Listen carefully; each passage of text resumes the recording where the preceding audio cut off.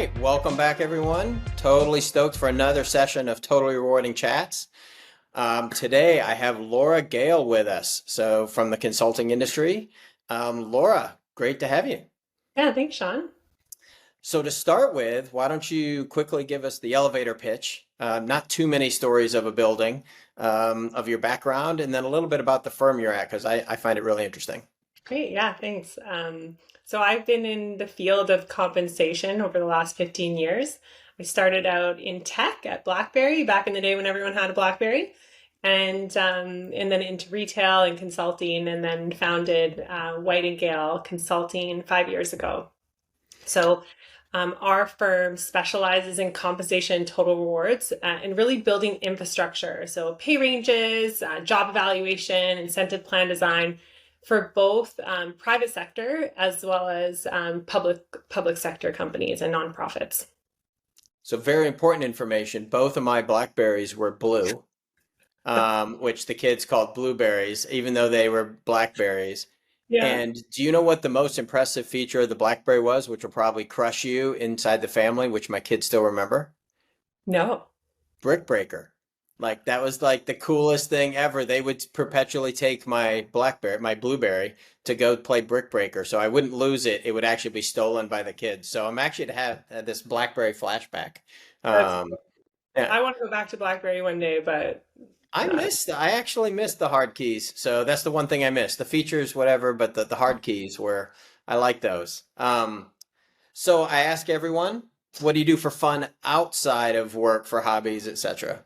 great. Well, I have a toddler, so hobbies are few and far between right now. He keeps me very busy outside of work, but when I do have time, we live on the West Coast, so a lot of beach walks, and I love sailing and just being outside. Okay, well, I'm down with that on the piece. Although the water is always super warm, right? In British Columbia on the So we're ocean, wearing full wetsuits in the water here all the time. all the time. So basically to get started with, let's just open it up. And then dig in to you. What is the most intriguing total rewards thing going on right now? Yeah, I think what I'm finding fascinating in the field of total rewards is compensation as a service, and what I mean is in that is hiring uh, either an external compensation firm, like a consultant, or a system solution to support your compensation processes. And people, whether it's supporting your compensation professionals that work internally or your HR professionals. And so we're seeing a huge demand for this within, for our organization and similar other consulting organizations and platforms. So the rise of compensation software and the utilization to make, efficiencies in compensation, but also more progressive solutions in the space. We see a lot more reliance on compensation as a service.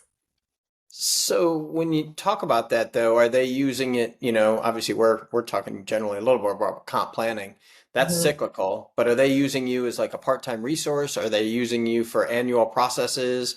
Or are they still using you as kind of a retainer? Like, is it all of it? All of it. So, there is the special projects. So we'll have where you're, engaged for 3, 4 months and you're doing a market analysis, you're building pay structures, incentive plans for organizations based on their stage of growth and, where they want to be positioned in the market competitively in terms of pay and rewards. So that's kind of the project side of things. We'll also do project like M&A. So when a company is looking to acquire another organization, we'll come in and do a salary and pay and rewards analysis of the company that they're looking to acquire to see, if they're going to need to bring them up to their competitive positioning or if they're, paying higher than the company that is acquiring them. So that's what the project looks like. But we'll also do like sales incentive design and so forth. And then we'll also, as you probably know, compensation professionals are in high demand because every company needs some form of compensation expertise, no matter what the size, because you need to pay your people and you need to get that right. And so oftentimes if there's a resource gap or a leave, like a paternity or maternity leave, or just need ad hoc cyclic, like on a cyclical basis, we'll jump in to help fill resource gaps or support their current team with their ongoing processes. So whether that's helping with their comp planning, budgeting, forecasting, or even sometimes with their ongoing job evaluations, if they're in the public sector space of point factor job eval and maintaining the integrity of job evaluation systems. I'm using a So, lot do you of want to deal with? No, that's great. Actually, it's such a gamut. So, I mean, I'll summarize it because I'm not that bright. Basically, from a small need to a grander need. Basically, comp as a service allows an organization to use as much or as little as they need. Yeah, So, exactly. if you look at it, you want it to be positive or negative first? Which one? Let's go with negative. All right, so give me the one or two reasons people wouldn't typically use comp as a service, and then if you want to just spin that into, what are the top two reasons why they should? But basically, there's got to always be some negative side of it, right? Yeah, I think when I hear when people, and I used to not like working with consultants, or I used to prefer to do things in house when I was in house, because I think one of the piece where some companies might hesitate is they want to build those skills and knowledge internally on their teams. And so, while I say that you actually can do that having consultants, but it's just the style and the approach of the consultant. So some consultants it's more of guidance. They'll create everything and do everything and then come to you and here's your solution. But if you work with a consultant that educates along the way and builds the tools and capabilities with the team internally, you can actually have a really successful transition and handoff to their team and educate them along the way of what's happening in the industry, the legal changes, the more progressive and innovative solutions. So I think the downside, if you're not working with the right service, that you may not be building the in-house knowledge of how to create these programs and things. Okay. And I Um, guess we covered all the good. You got the good, right? So. yeah, other downsides. Honestly, I don't know if I see any more No, downsides. that's fair. I won't push you on that. So the one thing as we talk about this that crosses my mind is with comp as a service, right? How do you coordinate creating a pay philosophy?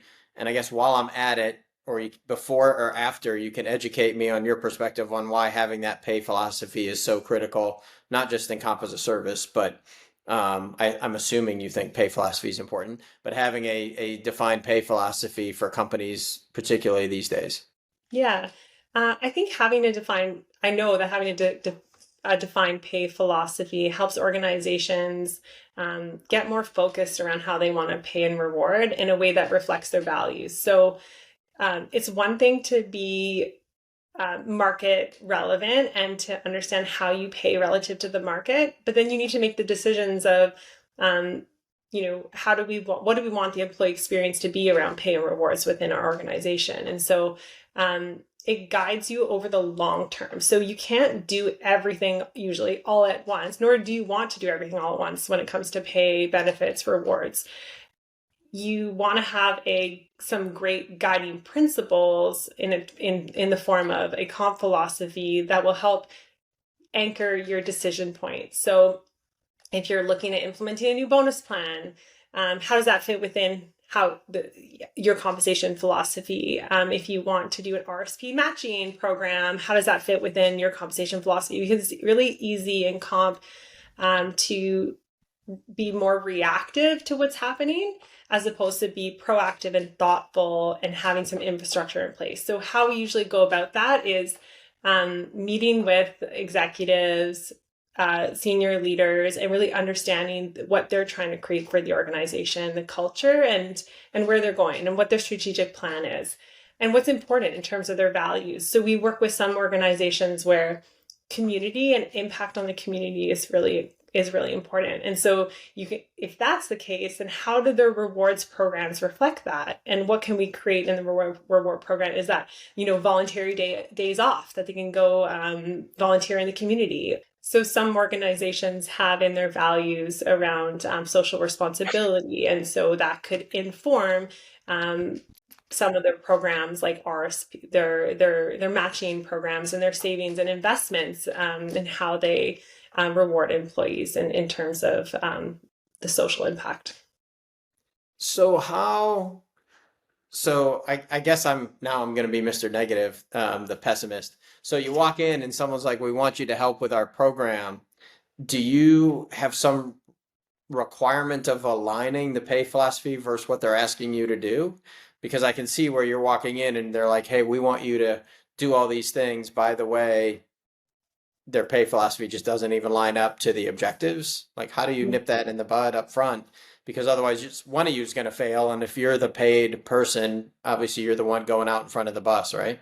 Yeah, no, exactly. So we draft the philosophy at the start with in collaboration with usually the head of people and culture and the CEO and the leadership team. So we really get their insights on how they want to position themselves relative to market, who their comparator groups are, and what values are important in terms of the employee experience. And then we draft that and finalize it. Everyone agrees on it. And then we go through the process of doing their market analysis, looking at where their gap is to the market and what we recommend from, pay ranges to bonus plans and any other sort of reward or compensation service that may be a gap. Then what we're able to do may be different than the compensation philosophy for various reasons. And so when things start to deviate from decisions start to deviate from the comp philosophy, we go back to the comp philosophy. So as an example, if we have a tech company that wants to pay 90th percentile of this group, then we look at the market, they're positioned around the 40th percentile. The cost to get to the 90th is a lot. So from an affordability standpoint, they may not be there today.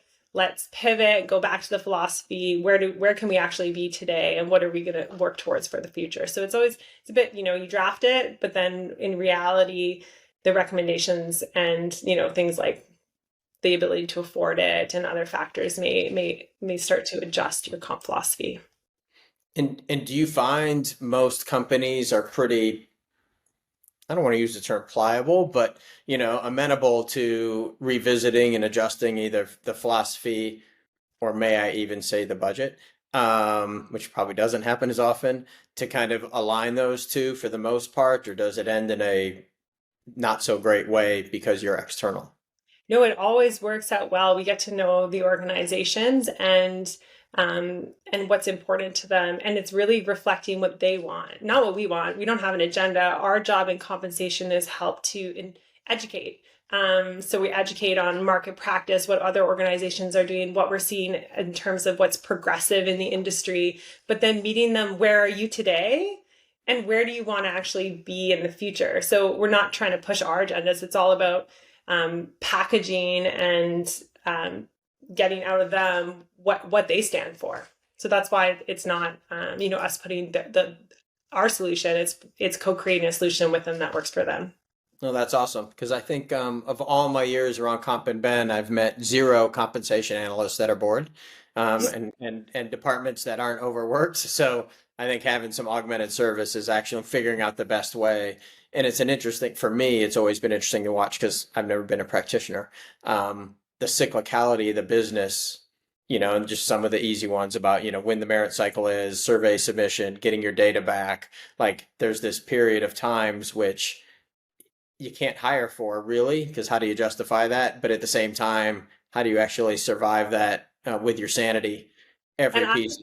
I've been in the boat where I've said I cannot go through another comp planning cycle with this company. And my colleagues who have said, like, I have to find another job before the next comp planning cycle because it can be, without the right tools and systems in place, a very stressful process and time of year. I did not pay for that transition, but being a lifelong nerd, I'm going to dive into it. So, how do you see in competence as a service in particular, then, since we're down this road, how do you see technology playing a role? Yeah, we can create, as a project team with our clients, solutions that we think are incredible and design a sales incentive plan or a comp planning framework or a merit matrix or salary ranges that we're really excited about and excited to implement. And I believe that through systems, like, and I think sometimes where our challenges is in consulting is the implementation stage. So, how are our clients then? Where are they housing their pay ranges? How are they continuing to bring in market data to ensure that they stay relevant? Are we going to talk to them, a year from now to refresh the ranges? Like that's helpful, but how is it going to become a living, breathing, either document or ranges for them?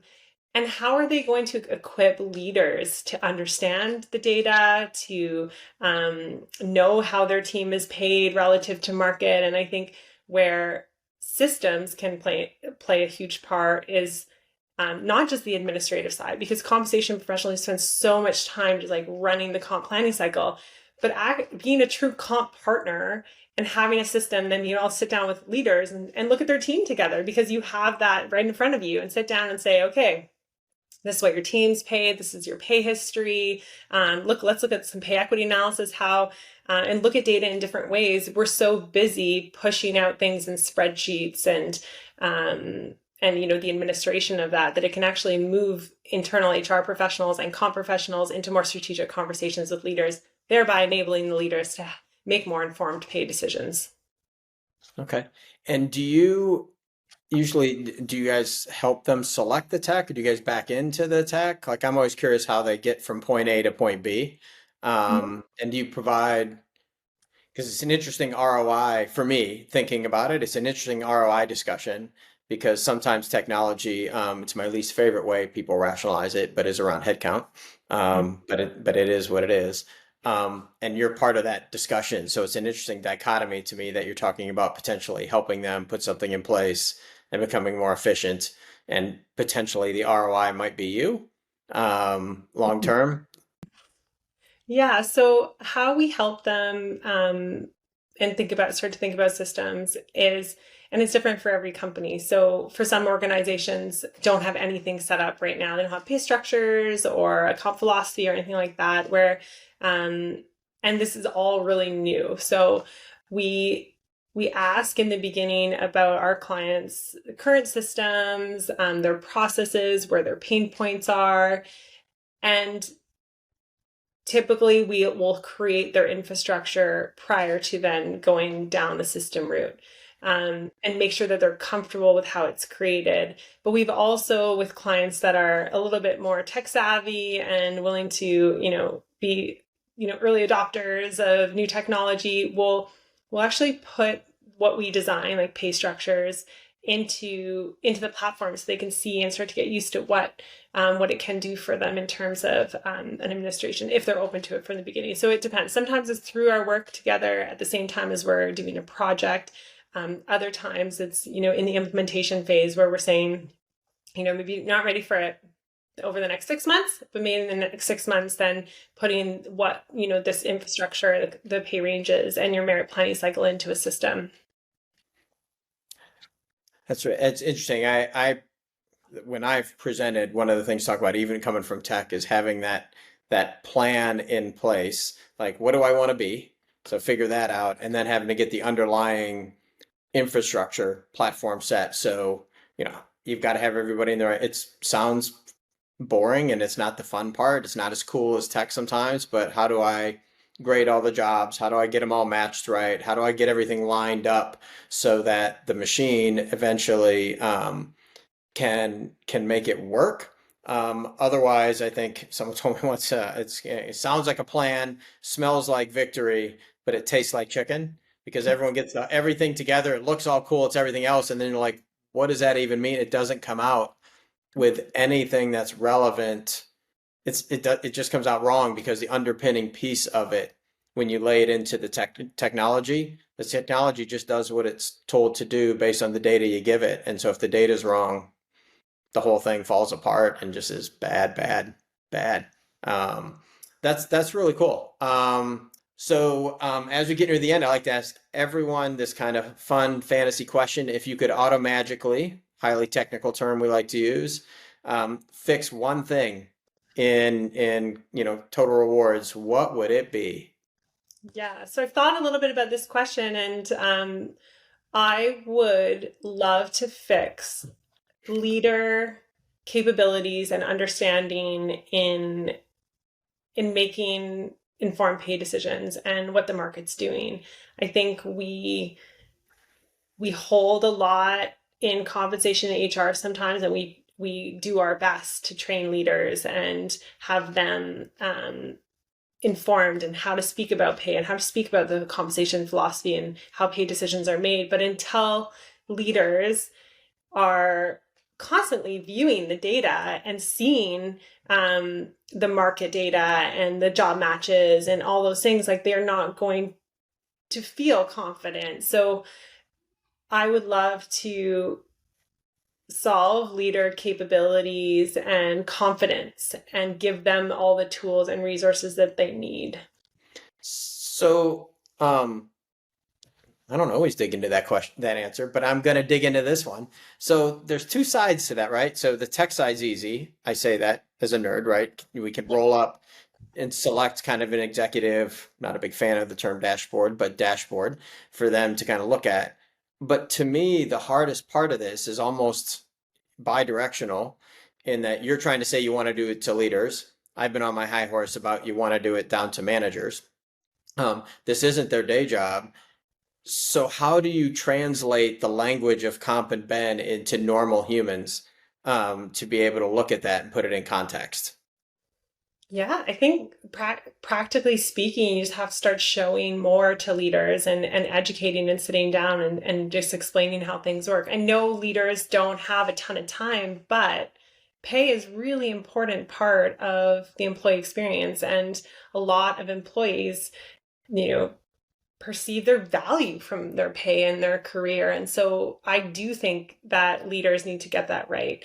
And so I think being able to see market data, see pay ranges, see where your team is sitting relative to one another, see how past pay decisions were made can help them with those conversations. They don't need to be experts. You just need to be able to have the data in front of you and understand the comp philosophy of the organization and how your team and how your employees are paid relative to that philosophy. So you can have those key messages for your employees and around the why of pay decisions, where it's a bonus payment or a pay increase.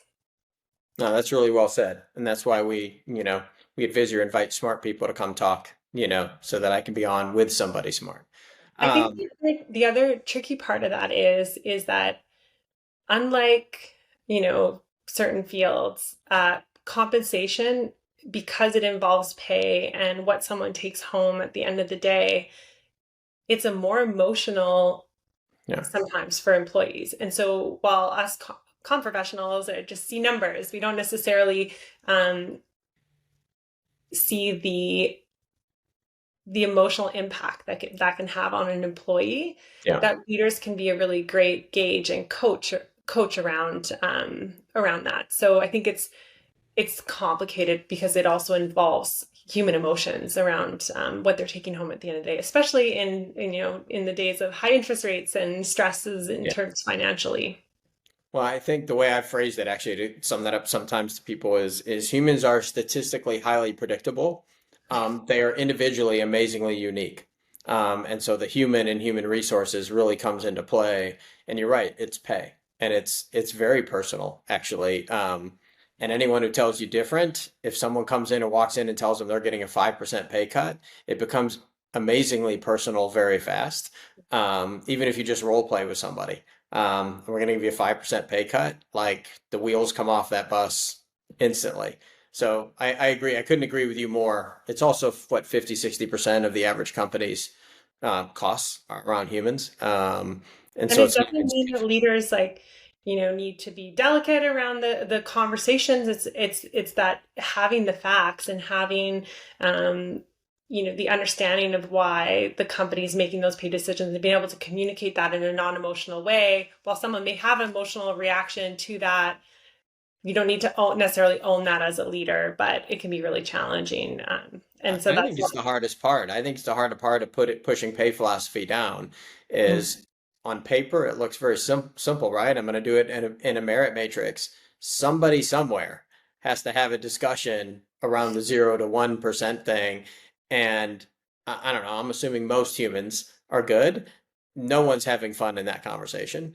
And that's where, the peanut butter method, I think, comes from just the human nature of everyone wants to have a great conversation. So having the numbers and the data and the reasons and what are the outcomes when we do this and everything else, I agree with you, is super significant that management understands here's the ramifications if you do this. There are ramifications when you do it. Do you understand it?